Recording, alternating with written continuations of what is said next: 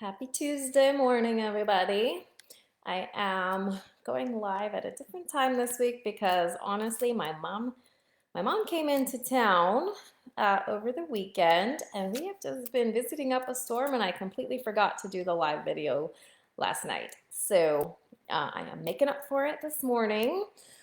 So this is our weekly live for the summer preparedness inventory challenge that everybody has been following along. There has been some great discussion, and I hope you guys have found it helpful as you figure out exactly what you have and exactly what you still need to get. So for this week, it is week 6. So we are close to the end. Yay!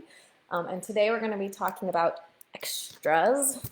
Extras, I had to quote it like that. Which I consider to kind of be like comfort foods and like your spices and condiments, things like that, that are not necessarily life sustaining, but can make living through an emergency a lot nicer. And then non-food items, which again, like, could you survive without toilet paper? Yeah. Would it be very fun? Probably not so much. So that's what we're going to talk about today. And hopefully I'll still be able to get the email out today. But forgive me if it's pushed till tomorrow. We'll see how much I can get done with my money here. So if you have not posted about your experiences with last week, it's not too late yet. We're going to have the giveaway. So last week we talked about fruits and veggies and basics. So you can come in the group and post sort of what your experience was with inventorying that and what you have and what your plan is. We'd love to hear from you. Or just commenting on last week's live, anything like that is how you get entries into the prizes. And the prize it was that bucket of the real salt or some snack baggies of fruits and veggies. So, like I said, not too late to do that if you want to. So let's move on to this week. We'll be quick today. So we'll start with the extras. So some people just want to be told, like, how much do I need? But that's very, very subjective. How many, cans of parsley do you need in your food storage? Like, it really depends. So there's a couple ways to think about it. But for what I do personally, I just like to have extras. I don't really know how much I'll need for a year's supply, but I don't really buy spices all that often. So I have like one of each spice upstairs, and whatever I have upstairs, if it's one I use a lot, then I try to have multiples downstairs, maybe like 3 or 4. And if it's something that I don't use very often, I just keep at least one spare in the basement. There are different ways that you can store your spices.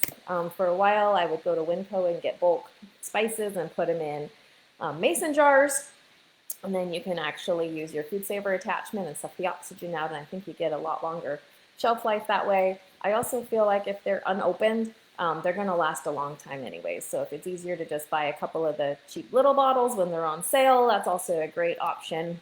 And I'm always using my ones from my basement. So when I run out of parsley, I don't go to the grocery store and buy a new parsley. I go downstairs, and the next time I put it on my list and put the new bottle in the basement. So that's kind of how I manage spices.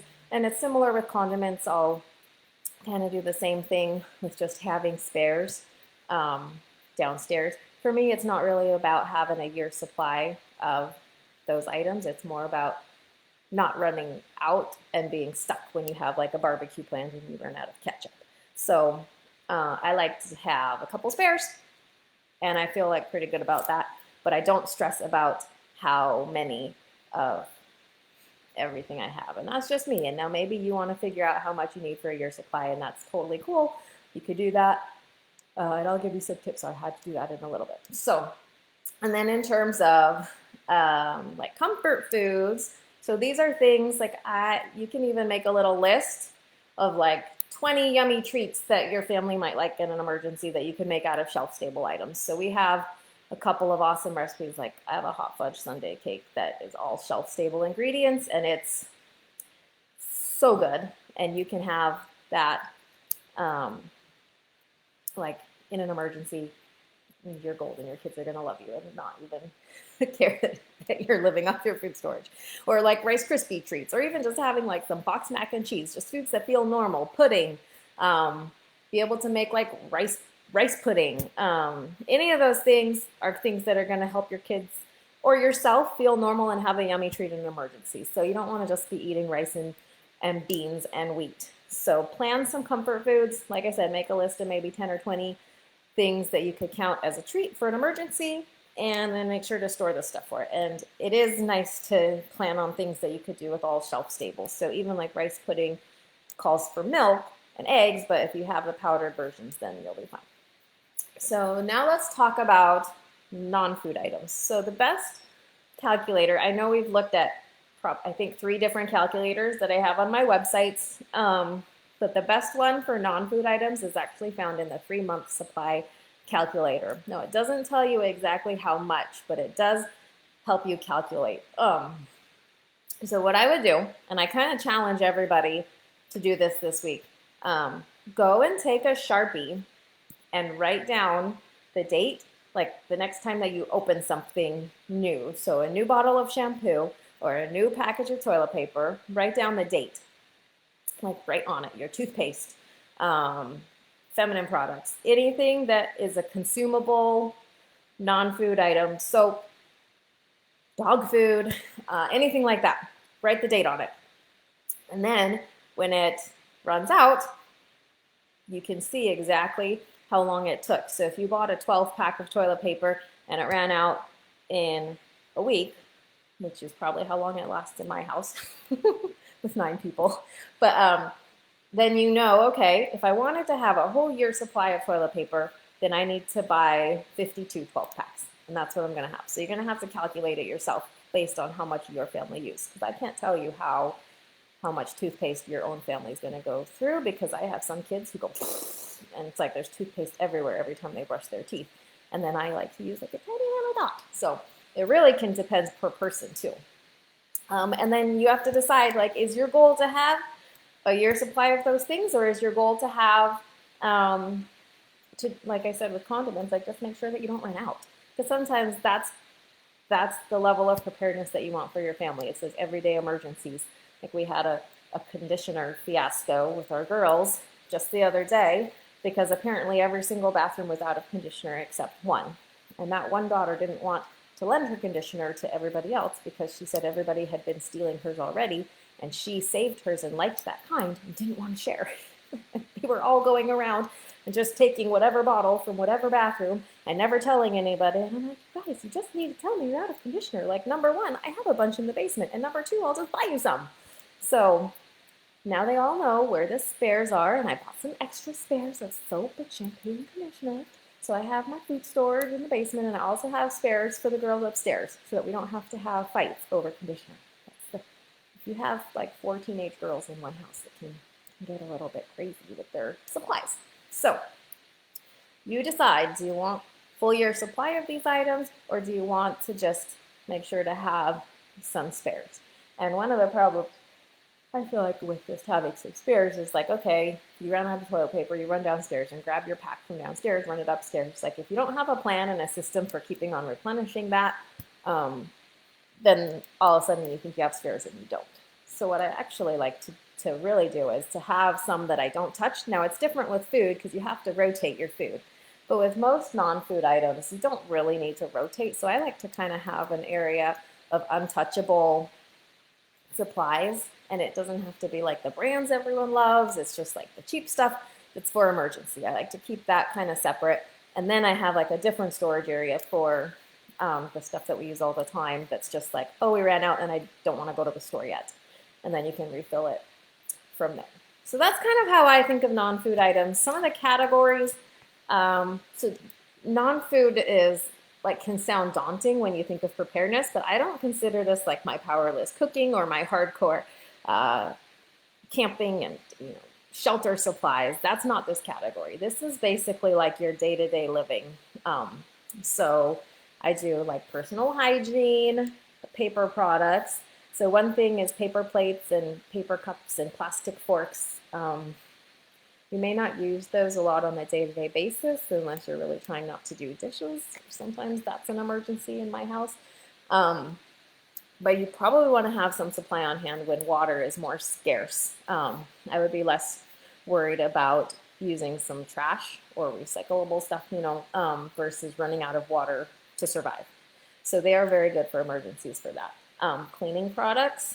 So not only, like I said, for your regular, if you run out of laundry detergent and you don't want to go to the store right then, have a spare, but also what are kind of like your longer term laundry. It may be different, like actually having supplies to create some laundry detergent. So that's sort of two different schools of thought on that. Basic first aid. So medicines, you have to be careful not to store too many because you're going to run into expiration issues with that. Prescriptions, if you can fill your prescriptions all a tiny bit early every time. Like if you're on ongoing, like I have thyroid medicine I have to take all the time and they won't give me extras, but I can fill it like a day or two early, and then you gradually over time can maybe work up to like a month spare on hand if you keep that rotation going through. So that's a trick I'd have for that, and also finding some medicines that maybe could help you kind of get the same or similar results with prescriptions, but using all natural stuff.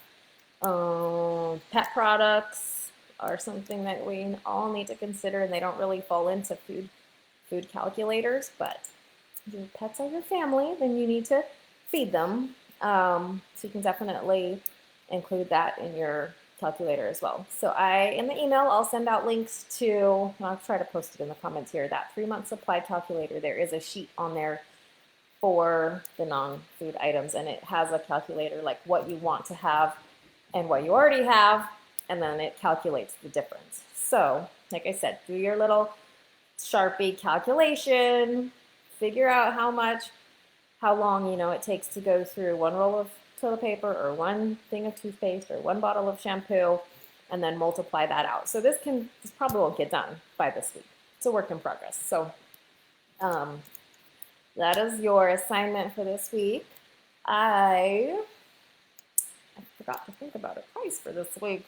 Maybe I will do like a can of brownie mix from Thrive. It's delicious. I'm not sure if they're in stock right now. If they're not, then I will send you one of mine. So it's just add water, super easy. They cook really easily, nicely in a sun oven or like a cardboard box oven outside. So they're yummy, really good comfort food to have on hand. Like I said, it's kind of like the pizza thing for me. Like if you can have chocolate brownies in an emergency, you'll probably be okay. So let's do that for the prize this week. Share what you're doing, share your comments, share your questions.